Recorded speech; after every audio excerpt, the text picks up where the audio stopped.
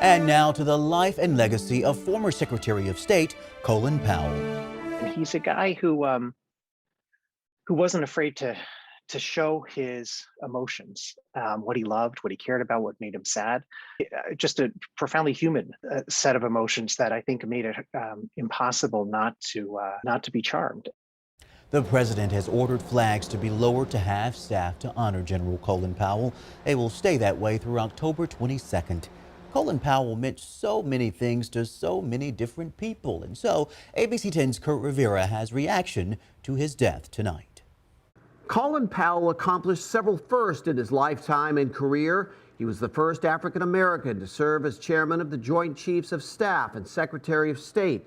Politically, he was a moderate, but chose to be known as a Republican.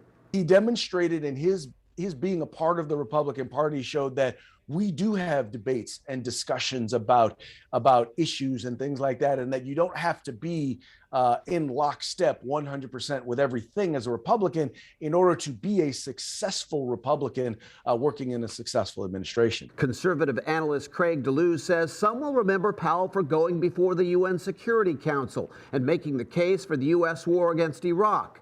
But despite the false claims made by Powell that Saddam Hussein hid weapons of mass destruction, DeLuz says Powell provided leadership in the war moving forward. He really focused on the idea of, look, if you break it, you own it. Powell also leaves behind the legacy of the importance of education.